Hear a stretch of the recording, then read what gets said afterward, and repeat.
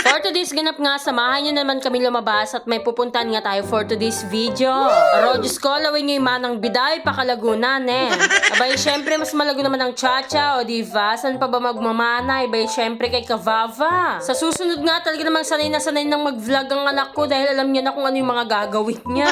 O siya, kaya naman tara, let's go. Samahan nyo naman kami lumabas. Sabay na naman daw, pero ngayon nga lang ulit talaga kami lumabas, nakshuta.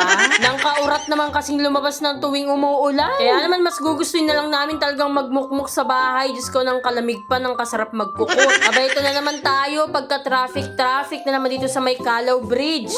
Ay, nagkakamali pala ako. Kala ko kung anong traffic na yun pala may inaayos na mga kable. Akala ko blockbuster na naman sa mall ngayong araw na to, nakshuta. Pero pagdating nga namin dito sa may mall, wala naman pala masyadong tao. Sabi ko sa inyo, tamad silang lumabas kapag umuulan. Kaya naman agad-agad namin pinuntang Chacha dito sa may PlayStation dahil nga talaga namang na-miss niyang lumabas at sumakay dito. Iiwan ko na nga munang maglalaro ang Chacha ko dito dahil nga may kailangan akong bilhin sa may Watson. Kaya naman pagkabili ko sa Watson itong Curl and Define, abay sinubukan ko na agad dito sa may CR. Ang dati ko nga gamit ay Monea pero nagsawa na nga ako kaya naman try ko itong bagong Curl and Define.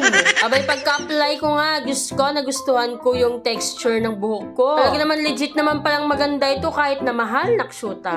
Sa mga nagtatanong nga talagang kulot na ang Kavava nyo, kaya naman pag nagpapa-straight ako, Diyos ko, dahil sayang yung binayad ko. Dahil ilang buwan pa lang, kulot na naman. Bumalik na nga ulit ako dito kila Chacha at talaga naman naglalaro pa rin siya. Abay, kasarap naman talaga sa pakiramdam kahit na paminsan-minsan nyo lang talagang nilalabas yung mga anak nyo.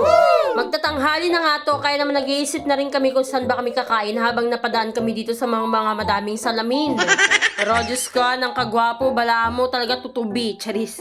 Bumaba na nga kami sa may ground floor at dito na nga lang din kami kumain sa may shaky. Sabay, Diyos ko, nakakaluwag-luwag tayo ngayong araw na to. Paano ba naman kasi sobrang dami ng tao sa may Jollibee, Chowking at yung Greenwich? At ito na nga pala yung mga in-order namin, Nesty. Abay, syempre itong carbonara na talaga namang na-miss ko din talagang kumain neto. Samahan mo na nga din ng garlic bread at syempre yung authentic nilang fried chicken and mojos. At hindi nga talaga mawawala sa dish itong napakasarap na pizza. Oh, pepperoni kayo dyan, charis. Kaya naman ano pang inaantay nyo, mga antana, nagumpisa na nga rin kaming kumain ng Chacha ko dyan ay talaga naman napakasarap. Abay, kahit walang sauce talaga yung chicken nila ng kanyaman na. At talaga naman pag sinerve nila yung mga pagkain dito, muusok pa, oh, lawen nyo.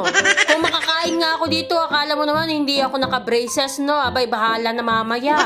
Sige, ngumata ka nang ngumata dyan, Kavava. Matignan mo, matanggalan ka ng bracket dyan. Abay, hindi nga alintala talaga yung mga braces ko. Akala mo naman talaga.